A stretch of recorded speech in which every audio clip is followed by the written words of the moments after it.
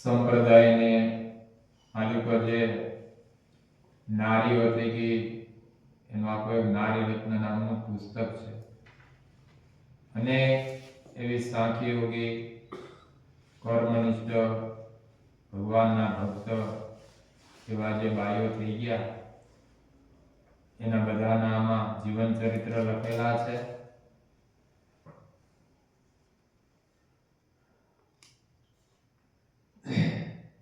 દીવ બંદરના પ્રેમોબાઈ,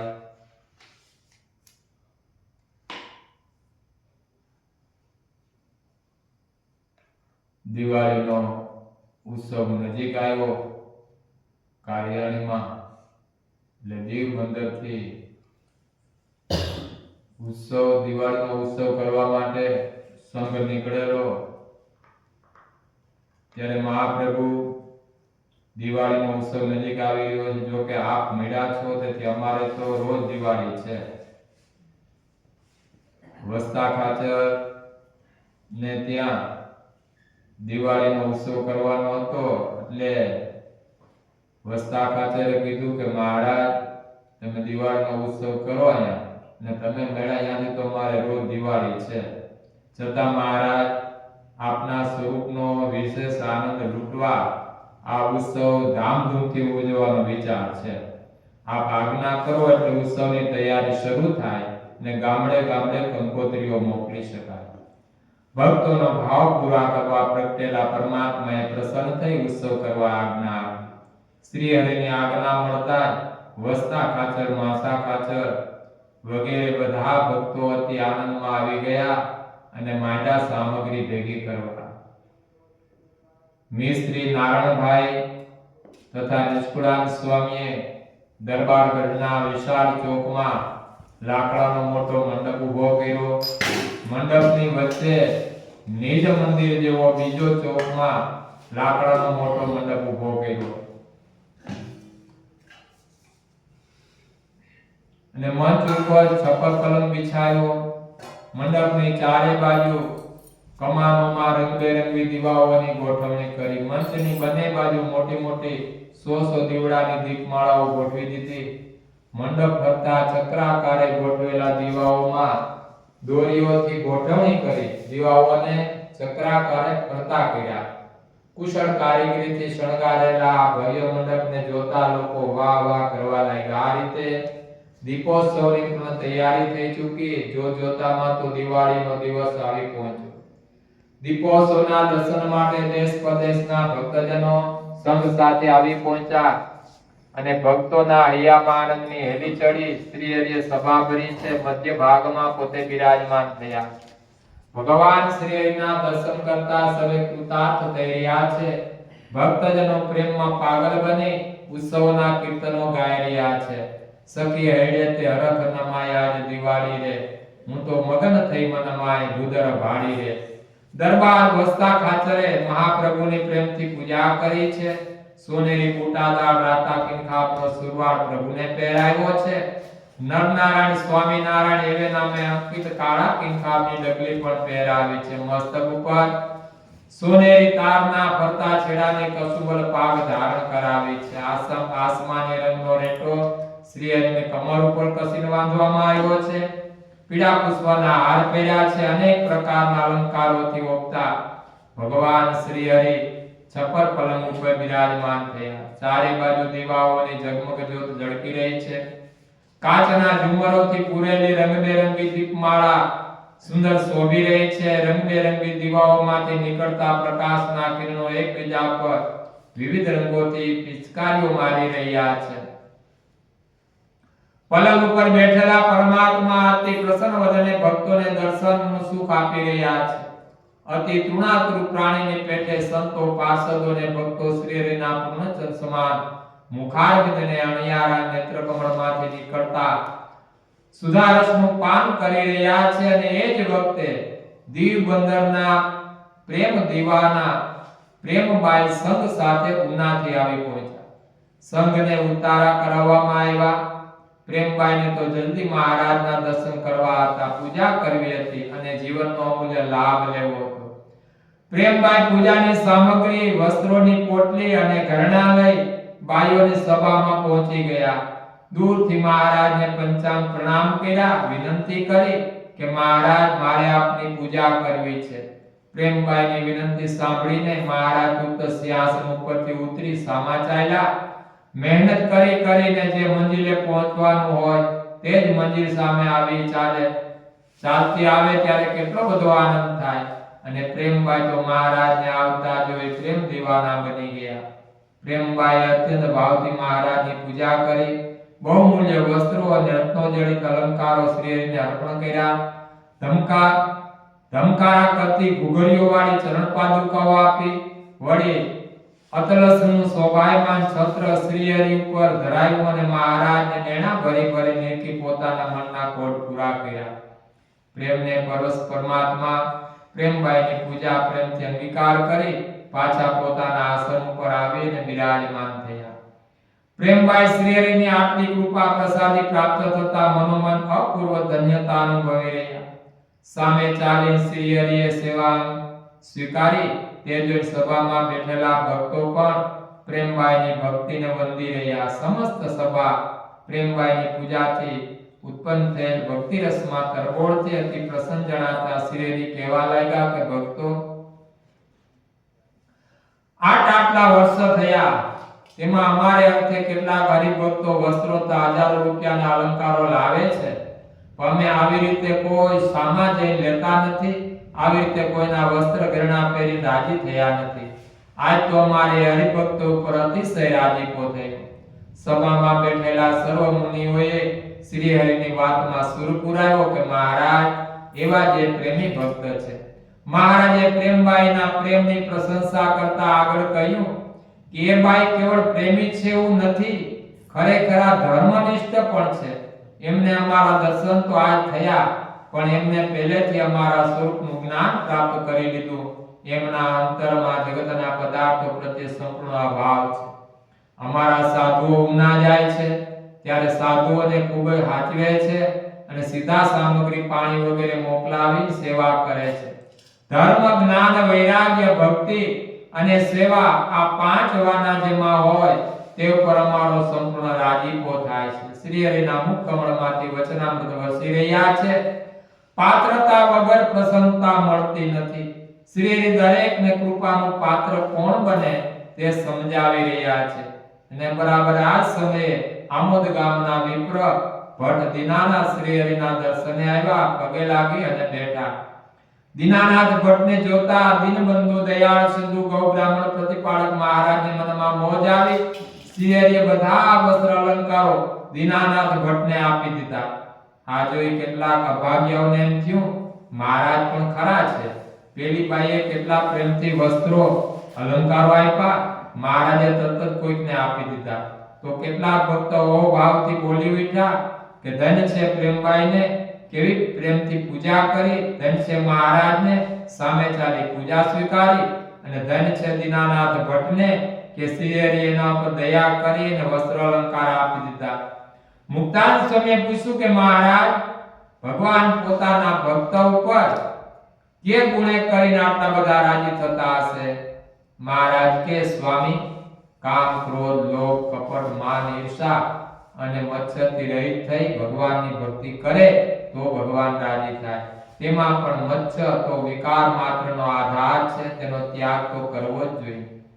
માટે એ જ મચ્છરામાં લખ્યું છે, મચ્છર એટલે આ મચ્છર ને, મચ્છર એટલે કે કોકને દેતો હોય ને, કોકનું હોય ને, કોક બળી મરે, એને મચ્છર કીધું શાસ્ત્રમાં.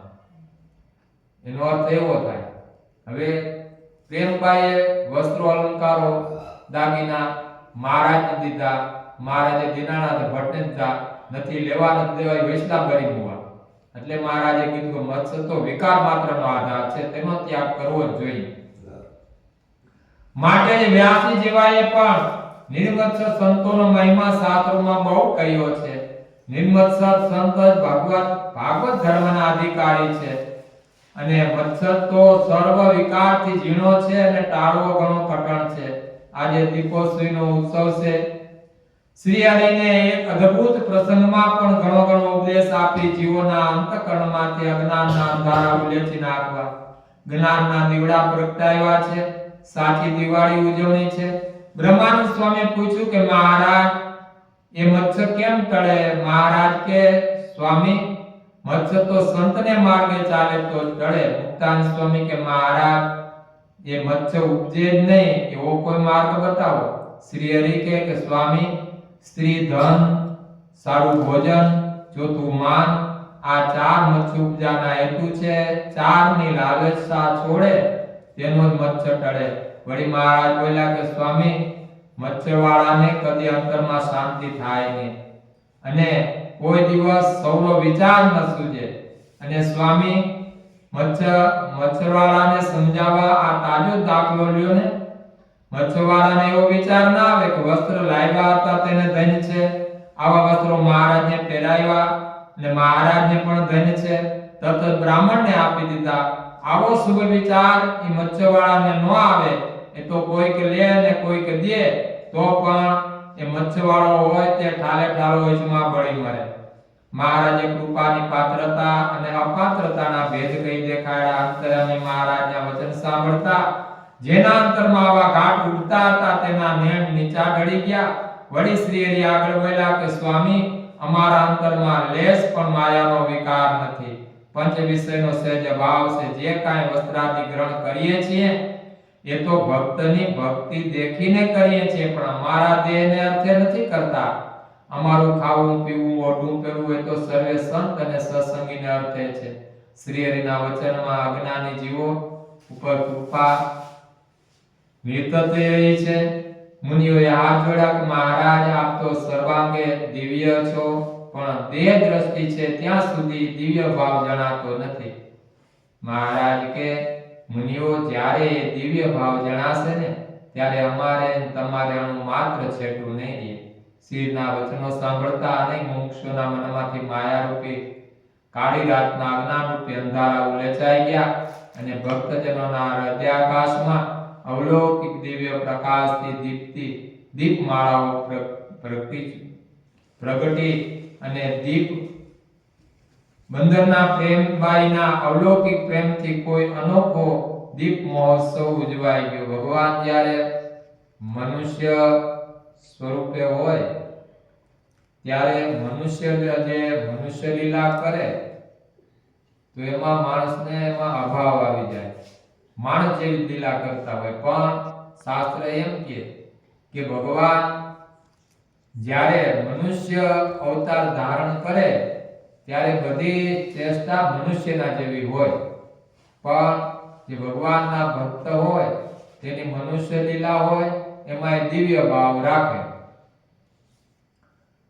આપણે જોઈએ કે રામચંદ્રજી ભગવાન, કૃષ્ણ ભગવાન આ બધા ભગવાનના અવતાર હતા, પણ મનુષ્ય તરીકે અવતાર લીધો હતો એટલે મનુષ્ય જેવો ભાવ કરે. જ્યારે રામચંદ્રજી ભગવાન વનમાં ગયા ત્યારે સીતાજીનું હરણ રાવણ કરી ગયો. ત્યારે રામચંદ્રજી ભગવાન જંગલમાં બધાને પૂછે કે મારી સીતા ભાળી છે, મારી સીતા ભાળી છે. આવી રીતે મનુષ્ય ચરિત્ર કરતા હતા. હવે એમાં શંકર અને પાર્વતી નીકળ્યા એટલે શંકરે કીધું કે આ પરબ્રહ્મ છે ભગવાન. તો પાર્વતી કે આવા ભગવાન હોય કઈ? એક પત્ની આટલું જો ને આવ ગાંડા જેવા થઈ ગયા છે. જાળવાઓને પૂછે, બે જે મળે એને પૂછે કે મારા સીતાભાઈ ભાડા, મારી સીતાજી કોઈ ભાડા આવ. તો પાર્વતીને એમ થયું કે મારે એની પરીક્ષા કરવી છે. એટલે પાર્વતીજીએ સીતાજીનું સ્વરૂપ લીધું. એટલે રામચંદ્રજી ભગવાન તરત જ એના પગમાં પડી ગયા. કારણ કે એ તો વરતતા હતા, અંતર્યામી જાણી લીધું હતું કોણ છે. એટલે કે માં ભવાની શર્મિંદા થઈ ગયા, પગે લાગ્યા રામજી. એટલે જ્યારે મનુષ્ય ભાવ, મનુષ્ય અવતાર હોય ભગવાનનો, ત્યારે એમાં મનુષ્ય ભાવ પડે તો સતી જેવા સતી હતા એને પણ એમાં મનુષ્ય ભાવ રામમાં પડ્યો. પણ શાસ્ત્રોમાં કીધું ભગવાન ગમે એવા ચરિત્ર કરે પણ એમાં દિવ્ય ભાવ હોવો જોઈએ કે ભગવાન છે, એના ચરિત્રો દિવ્ય છે. એમાં ક્યારેય મનુષ્ય ભાવ ન હોય. તો અજ્ઞાની માણસ હોય તો એને મનુષ્ય ભાવ પડે. કૃષ્ણ અવતારમાં જ્યારે કૃષ્ણ ભગવાન મથુરા મૂકીને ભાગ્યા, રણમાંથી કાળિયો અને જરાસંઘ ને સામે રણમેદાનમાંથી ભાગ્યા. એટલે જે અજ્ઞાની માણસો હતા કે એ તો કૃષ્ણ ભગવાન તો બીકર છે, રણ છોડી ભાગી ગયા. પણ એની પાછળનો ઘણી બધી લીલાઓ ભગવાનની એવી હોય છે કે એ બીજાને ન સમજાતી હોય, એટલા માટે એવી લીલા પણ કરતા હોય. એટલે ભગવાન કૃષ્ણ ભગવાન રણ છોડી અને ભાગ્યા, તેનું નામ એક રણછોડ પડ્યું. અને બીજું કે જ્યારે એની પાછળ કાળ યવન પડ્યો એટલે ભગવાન ત્યાંથી રેવતાચળ પર્વતમાં આવ્યા. રેવતાચળ એટલે ગિરનાર. કઈ ભગવાનને તો ખબર હતી જ્યાં જેનું મૃત્યુ ત્યાં એને લઈ પહોંચાડે. એટલે ગિરનાર પર્વતમાં આવ્યા. અને હજી તમે કદાચ દામોકુંડ જાઓ ને તો દામોકુંડ થી આથમણી કોઈ મુચકુંદ મહાદેવનું મંદિર છે અને મુચકુંદ ગુફા કહેવાય છે. એટલે ત્યાં મુચકુંદ રાજા હતા, તેઓ સાથે યુદ્ધ કર્યું. એમાં પોતે થાકી બહુ ગયા હતા એટલે પોતે ત્યાં વિશ્રાંતિ લીધી અને એવું ભગવાન પાસે એને વરદાન માંગ્યું કે મને જો કોઈ જગાડે તો ગમે એ હોય તે મારી દ્રષ્ટિ પડે એટલે એ બળીને ભસ્મ થઈ જાય. હવે કૃષ્ણ ભગવાન હવે ક્યાં મથુરા આવ્યું? અહીંથી 1200 કિલોમીટર, 1000 કિલોમીટર જેવું થતું હશે. ત્યાંથી પોતે ભાગી અને ગિરનારની ગુફામાં અહીંયા મુચકુંદ જ્યાં રાજા હુતા હતા ત્યાં આવ્યા. એટલે જે પોતાની જે પાંભડી હતી ઓઢવાની સાજ, પાંભડી જે કહીએ, એ મુચકુંદ રાજા પર ઓઢાડી દીધી ને વાહે કાળ યવન આવ્યો. એટલે કાળ યવનને થયું કે આ બીકનો માર્યો કૃષ્ણ કે ગુફામાં જઈને હુઈ ગયો. એટલે તરત જ કાળ યવને આવી અને જે ઈ પાંભડી જે કૃષ્ણ ભગવાનને ઓઢાડી હતી એને આંસકો મારી અને ખેંચી એટલે તરત જ મુચકુંદ રાજા જાગી ગયા અને પેલી દ્રષ્ટિ એની પડી એની માથે. એટલે અહીંયા કાળ યવન મરી ગયું. એટલે ભગવાનની જે કાંઈ મનુષ્ય ચરિત્ર હોય તો એની પાછળ પણ કાંઈક હેતુ હોય. તો આવી રીતે મનુષ્ય અવતાર લેતા હોય ભગવાન તો એમાં અજ્ઞાન, જેને ઓછું જ્ઞાન હોય એને તરત જ એમાં મનુષ્ય ભાવ આવી જાય કે આપણા જેવા જ જાણે કે એ તો આપણા જેવા જ છે. પણ એમાં દિવ્ય ભાવ લાવો. કારણ કે એ ભગવાન જ્યાં જેને જરૂર પડે ત્યાં જ પોતાનો ઐશ્વર્ય બતાવતા હોય. લાગે ભગવાન હોય એટલે લાગે પ્રચાર માંડે આપણને બતાવવા માંડે એવું ન હોય. જરૂર પડે તો જ અહીંયા પોતે પોતાનું ઐશ્વર્ય બતાવે. 1000 વોલ્ટનો લેમ્પ હોય અને ઓરડામાં બંધ કરી અને તમે એને ચાલુ કરો તો ગમે ત્યાંથી તિરાડમાંથી સહેજ પણ પ્રકાશ બહાર આવે. બધું બંધ કરી દે તોય પ્રકાશ એનો હસતો ન રહે. એમ ભગવાન પોતાનું ઐશ્વર્ય છુપાવી અને આ મનુષ્ય જેવા થઈને જે છતાંય પોતાનો ઐશ્વર્ય ક્યાંક બહાર પણ આવી જતું હોય. એવું તો ઘણું બધું છે ભાગવતની માલિક આવે. સહજાન સ્વામી મહારાજની જય શ્રી